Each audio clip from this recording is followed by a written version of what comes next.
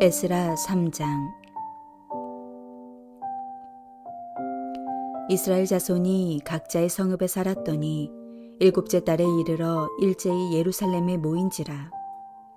요사닥의 아들 예수아와 그의 형제 제사장들과 스알디엘의 아들 수룹바벨과 그의 형제들이 다 일어나 이스라엘 하나님의 제단을 만들고 하나님의 사람 모세의 율법에 기록한 대로 번제를 그 위에서 드리려 할세. 무리가 모든 나라 백성을 두려워하여 제단을 그 터에 세우고 그 위에서 아침 저녁으로 여호와께 번제를 드리며 기록된 규례대로 초막절을 지켜 번제를 매일 정수대로 날마다 드리고 그 후에는 항상 드리는 번제와 초하루와 여호와의 모든 거룩한 절기의 번제와 사람이 여호와께 기쁘게 드리는 예물을 드리되 일곱째 달 초하루부터 비로소 여호와께 번제를 드렸으나 그때에 여호와의 성전 지대는 미처 놓지 못한지라.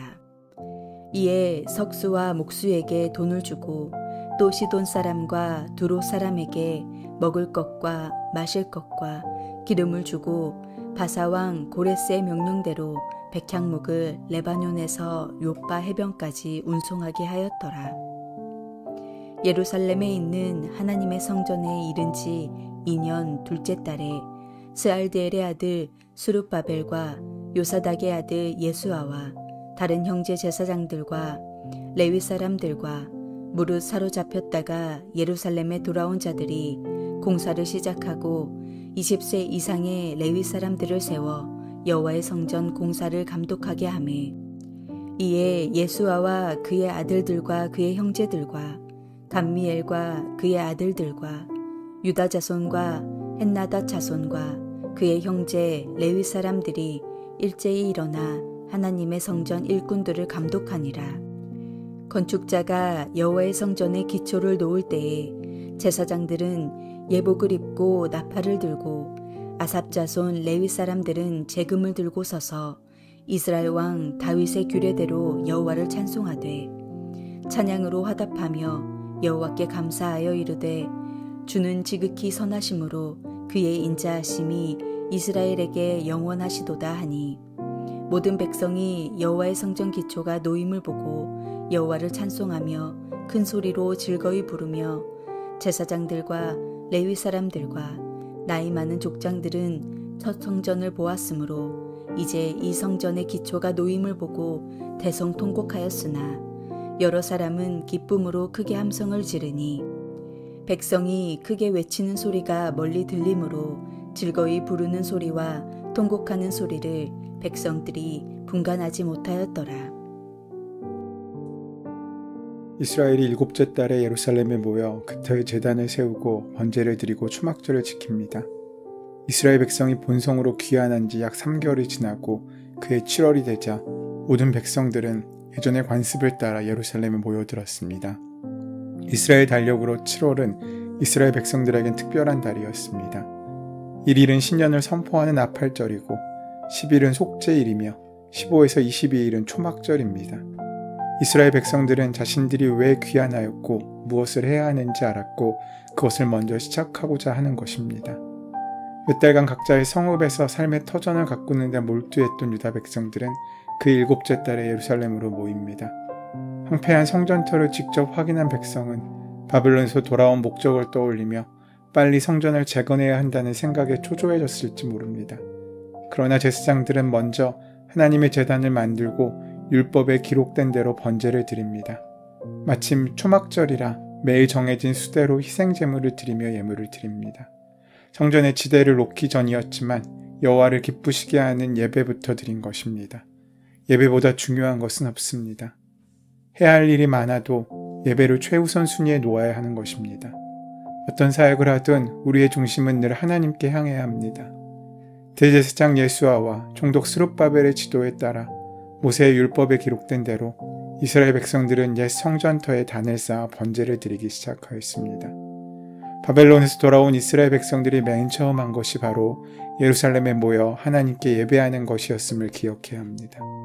현재 이스라엘은 이 기점을 이스라엘의 정원으로 설정했던 것입니다. 이것은 이스라엘의 새로운 출발을 의미합니다.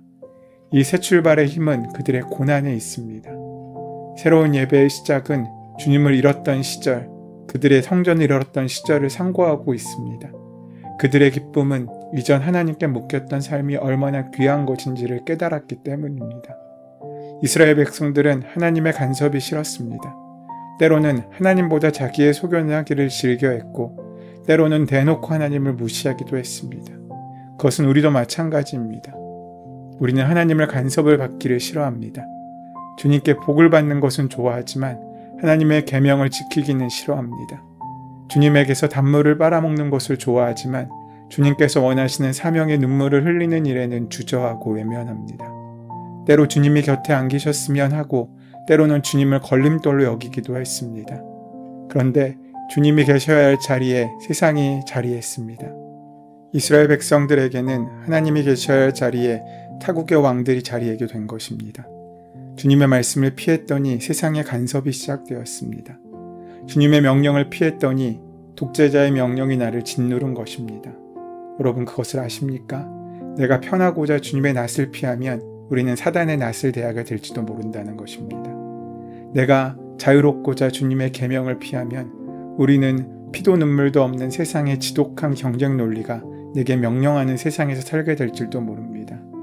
이 모든 실패에서 새로운 시작, 그 영적인 재건의 출발이 바로 예배입니다. 그것도 다시 찾은 하나님을 향한 예배 말입니다. 죽음에서 건져진 예배 말입니다. 하나님께 돌아온 자의 첫 행동은 예배입니다. 지금 이스라엘처럼 말입니다. 우리의 예배는 그렇게 시작합니다. 예배가 새로운 나의 출발점입니다. 하나님과의 관계에 있어서 첫 시간은 늘 예배입니다. 아무리 훌륭한 일을 하여도 주님 앞에서 그 예배를 잃으면 아무 소용이 없습니다. 물론 여러분이 예배하지 않아도 하나님의 은혜와 사랑은 여전하실 것입니다. 그 사랑은 사람을 가리지시지 않고 그 사랑은 차별이 없습니다. 그런데 문제가 무엇인지 아십니까? 아무리 사랑이 넘쳐도 예배를 잃은 사람은 사랑받는다는 사실을 깨닫지 못한다는 점입니다. 아무리 은혜를 주셔도 예배가 없는 사람은 그것이 은혜인 줄을 모릅니다. 은혜가 넘치는데도 불평과 원망밖에 없습니다. 은혜가 은혜인지도 모르고 사랑이 사랑인지도 모르는 사람은 은혜와 사랑이 넘쳐도 메마를 수밖에 없습니다. 자신이 혼자라고 여길 수밖에 없고 누구도 자신을 돕는 이가 없다고 외로움을 느낄 수밖에 없습니다. 그래서 우리의 예배가 중요한 것입니다. 내 생각과 가치관을 내려놓고 주님 말씀 앞에 겸손히 무릎 꿇는 것이 그래서 중요합니다. 주님의 사랑은 영원합니다. 그러나 내가 어떤 사랑을 받고 있는지, 내가 어떤 은혜 아래 있는지를 모른다면 사랑과 은혜의 유무와 상관없이 그 영혼은 메마르게 되어 있습니다. 그것은 마치 뿌리에서 끊겨진 나무와 같습니다. 결국 마를 수밖에 없다는 것입니다. 예배가 회복되어야 우리는 주님의 사랑을 합니다. 예배가 회복돼야만 내가 서 있는 이유가 주님의 은혜임을 깨달을 수 있습니다. 예배가 지속되어야 감사한 일들이 보입니다. 문제가 있으십니까? 회복을 꿈꾸십니까? 그렇다면 하나님께 예배를 새롭게 시작해야 합니다. 회개와 감사가 있는 예배를 회복해야 우리는 하나님께 돌아올 수 있고 그때 우리의 몸뿐만 아니라 우리의 삶에 세상이 줄 수 없는 하나님의 평안과 은혜를 누릴 수 있습니다. 이스라엘 백성들은 자신들이 쫓겨나 있는 동안에 자신들의 옛 땅에 들어와 살던 사람들에 대한 두려움을 느꼈습니다. 그들은 자신들의 생존을 위협할 이스라엘 성전이 세워지는 것을 극도로 경계했기 때문입니다. 이러한 두려움 속에서 이스라엘 백성은 자포자기하고 성전을 포기하는 것이 아니라 더욱 하나님께 매달려야 했을 것입니다. 그것이 무리가 모든 나라 백성을 두려워하고 제단을 그 터에 세우고 라는 설명입니다.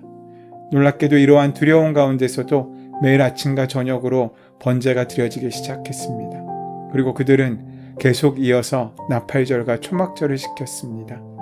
지성소로 제제사장이 피를 가지고 들어가야 하는 속죄일의 제사는 아직 성전이 지어지지 않았으므로 제대로 지킬 수 없었을 것입니다. 비록 성전의 터를 놓지는 못했지만 이스라엘 백성은 먼저 예배가 회복되어 하나님께 드려져야 한다는 사실을 잘 알고 있었던 것입니다. 유다 백성은 바벨론에서 귀환한 제2년 둘째 달, 즉 건기가 시작되는 때의 성전 공사를 시작합니다. 그들은 성전을 짓기 위해서 먼저 필요한 목재와 석재들을 수입해오기 시작하였고 준비가 완료되자 귀한 후 2년 2개월이 되는 때 성전의 기초를 쌓는 의식을 성대하게 거행했습니다. 건축자가 오랜 세월 황폐한 채 버려졌던 터에 성전의 기초를 놓을 때 제사장들은 예복과 나팔을 갖추고 레위 사람들은 제금을 듭니다. 레위 사람들이 하나님의 선하심과 영원한 인자하심을 찬양하자 모든 백성이 큰 소리로 하나님을 즐거이 찬송합니다. 이날 백성의 반응은 둘로 나뉘는데 50년 전에 솔로몬의 성전을 기억하고 있던 노인들은 재건하는 성전이 이전의 것에 미치지 못하는 초라한 모습으로 인하여 통곡하였고, 이전 성전을 보지 못한 젊은이는 흥분하여 기쁨의 함성을 외쳤습니다. 웅장했던 첫 성전이 무너진 가슴 아픈 과거가 생각났기 때문이거나 새 성전의 규모가 첫 성전에 비해 초라했기 때문에 그들은 눈물을 흘렸을 것입니다. 또 한편으로 무너진 성전을 다시 세우게 하신 하나님의 은혜에 감격했기 때문일 것입니다. 성도는 무너진 영역을 회복시키실 하나님의 역사를 믿음의 눈으로 바라보며 찬양할 수 있어야 합니다. 죄로 인하여 뼈아픈 징계를 받았으나 하나님의 은혜로 회복되는 백성의 슬픔과 기쁨이 교차되는 모습입니다. 이스라엘 백성과 지도자들은 자기들이 가장 먼저 해야 할 것이 무엇인지를 알았습니다. 비록 성전지대가 놓아지진 않았지만 가장 먼저 할 일은 제사이고 예배였습니다. 즉 하나님 앞으로 지금 있는 모습 그대로 더 나아가는 일입니다. 주변 사람들에 대한 두려움은 더욱 하나님께 매달리게 하는 동기가 되었습니다. 이스라엘 백성들은 폐허가 된 옛 성전 터에 섰습니다. 전쟁으로 인해 폐허가 된 자리에 더욱이 70년이 지났으니 그 자리는 어쩌면 폐허의 폐허가 되었을 것입니다. 돌보지 않은 땅, 손길이 가지 않았던 땅을 다시 개간하고 기초를 세우기 위해 땅을 파는 일은 여간 힘든 일이 아니었을 것입니다.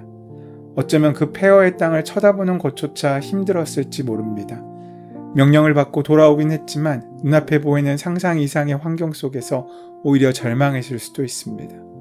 우리들은 하나님의 일을 하기 위해서 처음에 결심하고 호기롭게 나섭니다. 그러나 막상 새로운 시작을 하는 상황은 그렇게 녹록치 않습니다. 성전을 세워주는 과정이 그렇게 만만하지 않은 것입니다. 그래서 현실이라는 벽에 가로막혀 주저앉고 싶고 포기하고 싶기도 합니다. 이전 결심과 의지가 흔들릴 때가 한두 번이 아닙니다. 주님께 다짐하고 결심했지만 시간이 지나면 지날수록 환경과 상황에 부딪히면 부딪힐수록 의지는 꺾이고 의욕은 떨어졌습니다. 마치 애굽에서 모든 것을 버리고 탈출했는데 눈앞에 거대한 홍해가 놓이면 금세 그 결심은 사라지고 불평과 후회가 몰려오는 것 말입니다. 우리의 현실이 그렇습니다. 하나님의 마음을 품었지만 그것을 드러내는 우리들은 많은 어려움에 놓입니다. 쉽지 않습니다. 그때 우리에게 꼭 필요한 것이 있습니다. 그것은 내게 주어진 사명과 하나님의 뜻을 이루어지기 위해서는 그 일을 할 수 있는 영적인 분위기를 만들어야 한다는 것입니다. 폐허 앞에서 이스라엘은 낙심만 하고 있지 않았고 전열을 정비하며 맡은 바 임무들을 나눴습니다. 그리고 기초를 팔 삽을 들고 함께 찬양했습니다. 그들은 어렵고 힘든 상황에 함께 이기는 분위기를 만들었습니다. 그저 한숨만 쉰 것이 아니라 찬양함으로 하나님의 은혜를 기대했고 가만히 있으면 낙심할 수 있는 분위기를 영적인 활기의 분위기로 바꾸어 놓았습니다. 영적인 결심은 주님 앞에서 혼자서도 가능합니다. 그러나 그 결심을 이루는 곳은 많은 사람이 환경과 분위기의 지배를 받습니다. 따라서 영적 결심을 이룰 수 있는 비결은 그 결심을 이룰 때까지 어떤 영적인 분위기를 만든지에 달려 있습니다. 하나님을 예배하고 섬기는 일이 우리에게 가장 중요하고 먼저 해야 하는 일임을 기억하십시오. 그렇다면 우리의 삶의 환경 가운데 하나님을 향한 소망과 찬양의 분위기를 먼저 세팅하십시오. 그렇게 예배가 온전히 우리에게 시작될 때 예배를 통하여 하나님께서는 모든 일을 감당하실 수 있는 능력으로 우리에게 허락하실 것입니다. 그 은혜를 누리는 복된 하루가 되시기를 소원하고 축원합니다. 은혜의 주님, 무엇보다 예배의 회복, 하나님과의 관계를 회복하는 바로 그 마음에 우리의 우선순위를 두게 하여 주시옵소서. 그렇게 우리의 마음을 주님께로 정했을 때 우리에게 필요한 모든 것을 주님께서 어떻게 책임지시는지를 보게 하옵소서. 하나님을 기뻐하는 예배자로 풍성한 은혜를 경험하는 우리가 되게 인도하여 주시옵소서. 예수님의 이름으로 기도드립니다. 아멘. 이제 오늘 우리에게 허락하신 말씀이 나에게 주시는 말씀으로 만나지기 위하여 함께 본문의 말씀을 깊이 묵상하시고 기도하는 시간 가지도록 하겠습니다. 함께 기도합니다.